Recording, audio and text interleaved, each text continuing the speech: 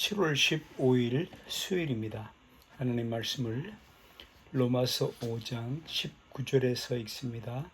한 사람의 순종치 아니함으로 많은 사람이 죄인 된 것 같이. 아멘.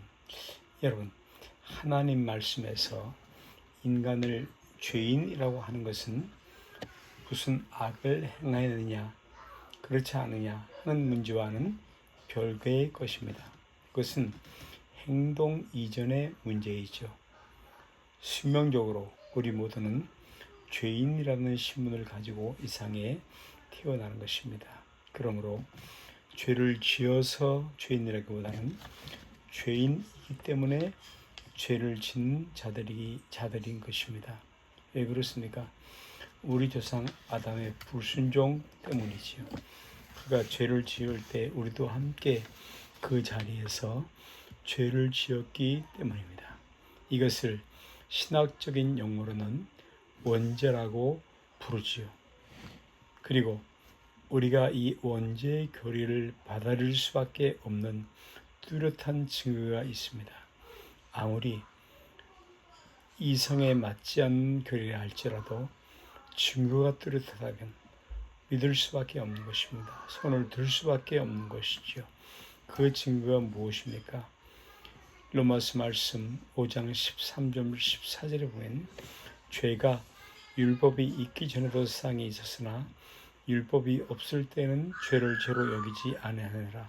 그러나 아담으로부터 모세까지 아담의 범죄와 같은 죄를 짓지 아니한 자들 외에도 사망이 왕노릇하였나니.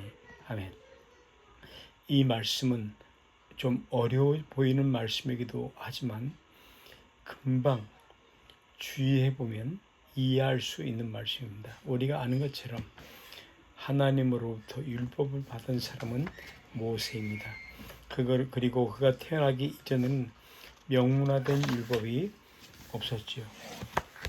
굳이 있었다고 한다면 그것은 양심의 법이라고 할 수 있겠습니다.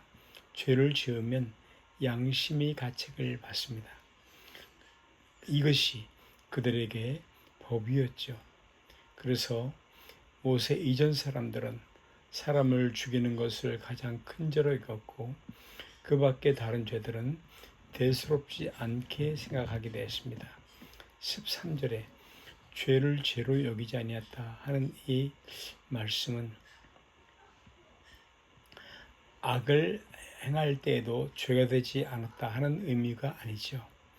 이것은 하나님께서 그들의 죄를 인정하지 않으셨다 하는 말도 아닙니다. 그러면 무엇을 합니까? 그것은 율법이 없었을 때는 사람들이 죄를 지어도 죄책감을 크게 느끼지 않았다 하는 것입니다. 로마서 7장 7절을 보면 율법이 탐내지 말라 하셨던 내가 탐심을 알지 못하시라. 탐심이 죄라고 규정한 법이 없는 세상에서는 욕심을 부었다고 해서 그걸 가지고 크게 괴로워할 필요가 없는 것입니다. 율법이 생겨서 그런데 탐내지 말라는 명령을 받은 후에 사람들은 그것이 죄인 줄 알게 된 것입니다. 그러므로 율법이 있기 전의 사람들은 욕심내는 것 따위는 죄를 죄로 여기지 않을 만큼 가볍게 생각했다 하는 것을 알 수 있습니다. 율법을 몰랐기 때문에 죄의식이 약했던 것입니다. 그리고 이것은 모세 이전의 사람들이나 그 후에 우리들에게도 동일하게 해당되는 말씀입니다. 모세 이전의 사람들이나 우리는 아담이 선악과를 따먹는 자리에 같이 있지 않았습니다. 우리는 실제적으로 그런 죄를 지은 적이 없습니다. 우리는 하나님을 만날 일도 없고 그의 음성을 직접 들을 일도 없죠. 그러므로 죄를 지어도 아담의 입장과는 같다고 볼 수 없는 것입니다. 그럼에도 불구하고 하나님께서는 왜 모든 사람이 죄를 지었다고 선언하시는 겁니까?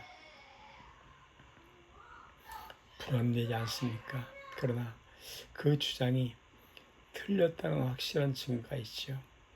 우리가 죄인이라는 의식이 있든 없든 죽음이 우리 모두를 차별하지 않고 끌고 간다는 사실입니다. 보십시오. 아담이 죄 짓는 자리에 자기가 언제 있었냐 황별한 자들도 다 죽었습니다. 죄 지은 일이 없다고 버티는 사람들이 죽지 않았다는 말을 들은 적이 있습니까? 왜 그렇습니까?